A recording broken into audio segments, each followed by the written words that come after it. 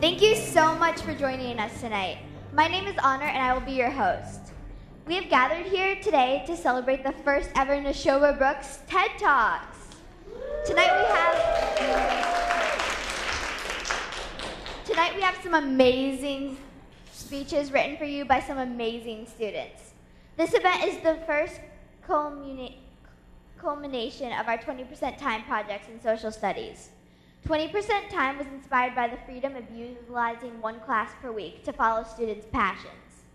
Grade 8 students created their own 20% time projects, did their own research and planning, and formed their own conclusions about what they learned. Their focus is on the power and value of what they studied. The concept of 20% time has been made famous by such companies as Google. Did you know that 3M adapted a similar program decades earlier, resulting in the creation of Post-its? Educators wondered if this idea could be applied to classrooms, not just the workplace, and they have found the answer to be an absolute yes. The 8th graders have now been working on their TEDx speeches here to share with you. At the TEDx event, TEDx talk videos and live speakers combine to spark deep discussion and connection. These local self-organized events are branded TEDx, where X equals independently organized TED event. Well, in the spirit of what adults can learn from kids, let's give a big hand for our first Nashoba Brooks speaker, Kathryn Ruediger.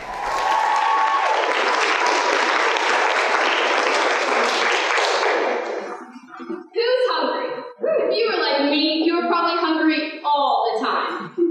But not always for the food Mom makes. Sometimes you just want something else. But I will talk more about that later. When Miss Funk first told us about 20 time, I wasn't sure what to make of it. I knew right away that this was going to be different than any other assignment. The possibilities were pretty much endless, and failure was even an option. I was reading my notebook the other day and looked back at some of my extravagant first ideas.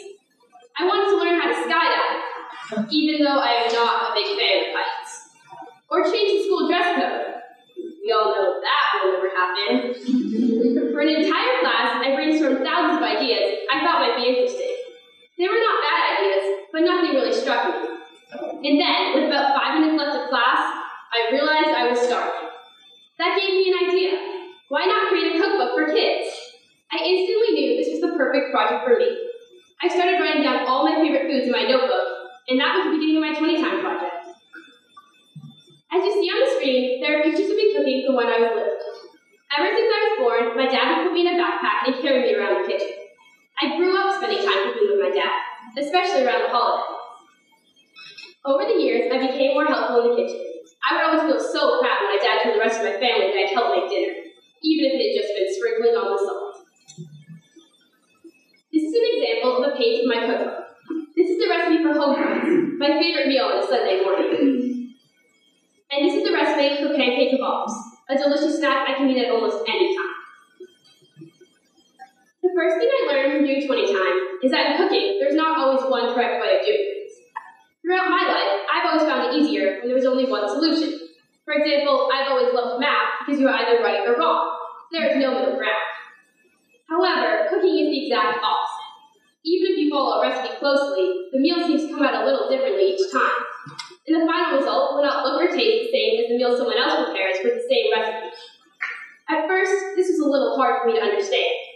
I thought that the food I made had to look exactly like the picture in the cookbook. From doing 20 time, I've learned that there really is no right or wrong in cooking, unless you completely burn something. The way I cook a meal, whether or not I follow a recipe, may end up looking and tasting completely different than the way you make the same food. This is okay. Actually, it's what makes cooking so fun. Whatever you choose to make becomes your own unique meal. Learning this important lesson has helped me in other ways as well. I now know that in English, if my interpretation of a book is different than someone else's, it doesn't mean I'm wrong.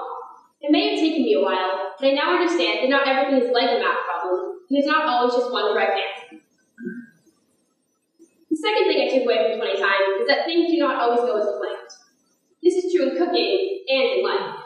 Sometimes you may face an obstacle, and you'll need to find a way to get past it. I experienced this a lot when cooking for my 20 time project. For example, when I tried making caramel from scratch. 3 attempts and 3 failures. It looked like it was going well, and then it would turn into crunchy, rock-solid sugar. So I was faced with the challenge. How do I make caramel bars without caramel? I couldn't. So instead, I substituted the caramel with chocolate chips and made them chocolate bars instead. And I have to say, they were still delicious. The important part is, I didn't give up on the recipe, but instead decided to adapt it. I will face many challenges in my life, and 20 times showed me that I should not stop trying, but instead take a different path. Who knows, I might even get there faster. Lastly, 20 times showed me that if you are motivated and passionate about something, you can and will succeed. This was the first time I had the opportunity to create something more out of my passion for cooking. And look what happened. I was able to create an entire cookbook filled with recipes I can now share with everyone. This project has also inspired me to start cooking more for my family, and help my brothers with a few kitchen skills. Although, I'm starting to think they are hopeless. Hopefully I can teach them a few recipes a little more advanced than ramen noodles and microwave pasta. Creating a cookbook is just the first of many successes I will experience in life. I'm now more confident that if I'm given the opportunity to explore more exciting ideas in the future, I will be able to achieve my goal, even if there are some challenges along the way. Cooking has shown me that not everything is going to be like the macro. There is no one formula, no single answer. I will face many challenges and may need to change the recipe or add some different ingredients along the way. The trick is to not give up, unless you completely burn the meal. Then it's time to order pizza. So what was the best part of this project? Well, yep, definitely. It was eating the food.